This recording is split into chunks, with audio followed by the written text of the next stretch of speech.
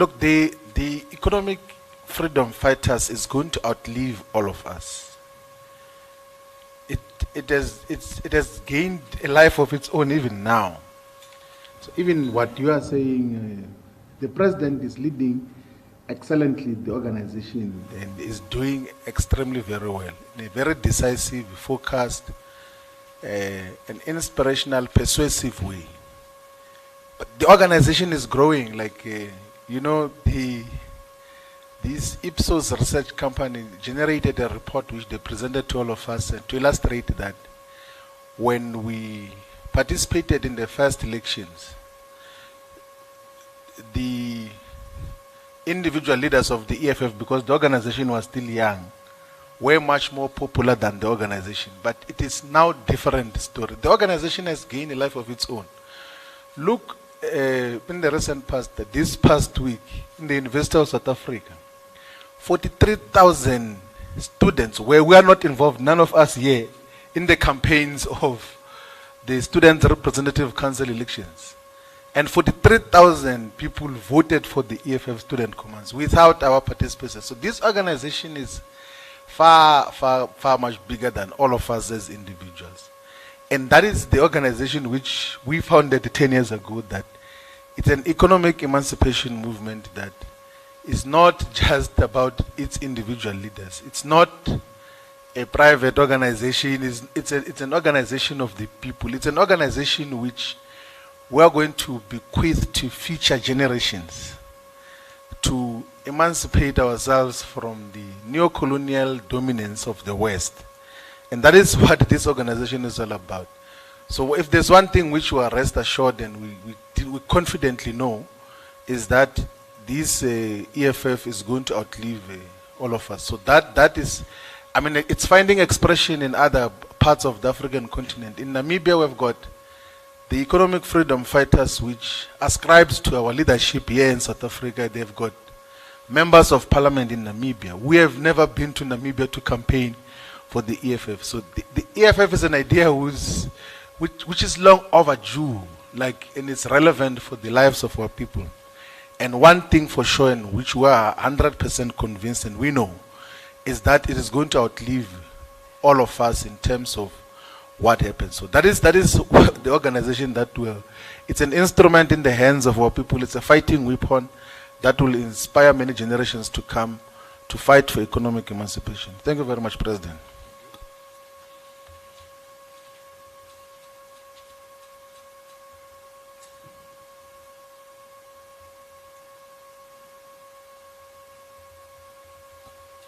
No, thank you very much. You see, the problem is that mani hleli nje linqokola wena uthatha izinto zakunqokola uziletha nqokola nje uthi umalema niyanqokola wena nabangani bakho niyanqokola, and then you want to make us part of that, because if you use science, the research of Ipsos said the EFF is now more popular than Malema. It's in the research. So, Mara, rinchi mola stupu mola 15 go Alexander, we go music. I don't want Malema. Then unana no, that is science. It's done. This is what people are saying. Arishumishen science, le mo power FM. The science. 400 to 200 because the report was released, names were released, and then people were given an opportunity to argue their case. And I said to you now, there was a person just this morning who came to argue her case. If it was indeed proven beyond a reasonable doubt that this person is right, we wouldn't be sitting with 210. It would have been 209 because she must be removed from the list. So we announced the names. You know, one of the things we found is that some of the councillors in the Eastern Cape, they have 3 months without being paid because municipalities don't have money and salaries are not paid. So such people get removed. That you can't expect such a person without their own income to now go and look for buses for the EFF. They are concentrated on trying to resolve their immediate issues. There's quite a number of such cases, and others where there were administrative discrepancies by administrators, because now it is the SG who's directly interface with people to want to hear what is your story, if you have a story to tell. And then you make your case, and then a decision is made to that effect. So that's where the number then got reduced from 400 to 210. We are likely to even have less than that, because as people are going to be receiving letters and being told you have to resign. I mean, there was a guy called Chico, is it? Chico Mkwanazi. This one was saying to me, Mkwanazi didn't pay a bus. And I kept on saying that the whole meeting at CCT. This morning, the SG comes and says, no, Mkwanazi paid a bus and paid it in April. He produced a proof, yeah. The confusion was that they got a collective quotation of 57,000. And then he paid his portion in the 57, his bus was 12,000. So they looked at the POP of 12,000 vis-a-vis the quotation of 50,000 and said, no, this doesn't make sense. So he came and said, no, look at this is us. And then each one of us in this 57 pays this much, and this is my portion. Fortunately, the bus company, we used it. Then we're able to communicate with the bus company, and they said, no, that's authentic, we know that, and all of that. Then his name goes off. That's how I'm convinced this morning, because the thing with our people is that the more serious you become, they too start coming out, or demand is just talking. Let me send my stuff.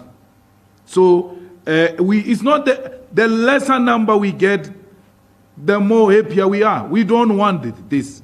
We don't want it. That's why we kept on making all types of noises for these comrades to comply. So it doesn't, we don't rejoice in this.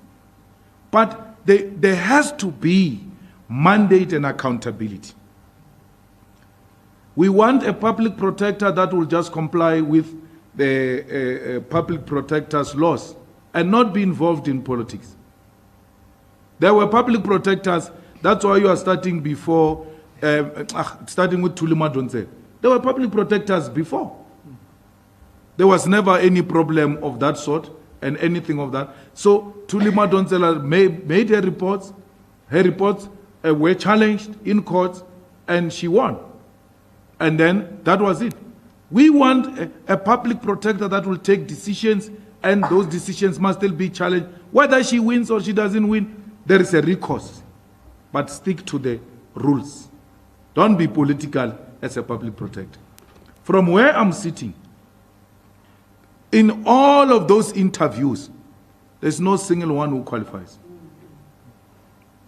By just listening to all those interviews, where our TG performed very well in trying to interrogate those people in the best interest of our country, nothing came out. The ANC tried. Even wabajo mungwari public protector upatela sasa beneficiaries. I don't know if the ANC did it deliberately in an attempt to make Koleka shine, but she could not shine with the understanding and interpretation of the law. She couldn't. For a young person who should, because of age, do not have a history of struggle credentials and anything of that sort, if you want to engage in that space, it is your intellectual understanding of the law which must make you look smart, and everybody should say, this is the one. So no one, if they get anyone, it will be out of Oppenheimer's instruction that this is the one we're taking. But none of those people there can get a 2/3 majority. I can tell you now. If we were to follow the line of questioning of the DA, of the EFF, of the opposition parties. None of those guys qualify to get a 2/3 majority. Look, the DA goes into its conference and declares us enemy number one. They go into their coalition things to the moon. On their way to the moon, they declare us enemy number one. When you declare people enemy number one, it means you are in war with them. The DA has declared war against the EFF. And in this Central Command team, we have accepted the invitation to war by the DA. We're not scared of the DA. We're not scared of Action SA. We're not scared of the Oppenheimers. We're not scared of anyone who has invited us to the war. We're here today to accept the war and to accept that we're enemy number one of the white monopoly capital. And we will not be defeated. The DA will never defeat us. The ANC will never defeat us. So the DA should know that the invitation to war has been accepted. We have never declared war against anyone. We were doing politics and saw everybody as a political opponent rather than an enemy. But since we are an enemy now, let's go to the battlefield. 2024 will separate boys from men, girls from women, because the DA thinks that it can defeat the EFF. The white capital has invited you, the ground forces of the EFF, to war. It's up to you to decide if you want to be defeated or not. As the ground forces of the EFF, we have a responsibility to defend the movement on the ground. And you do that by winning votes. Let's defeat the DA and defeat the handlers of the DA. We must make sure that whatever happens, the numbers of the ANC and the EFF combined go beyond 55%, so that this DA can never constitute government without the EFF, and the ANC can never constitute government without the EFF. Someone said, we are the kingmakers. We are not the kingmakers. We are the king. Thank you. Sure.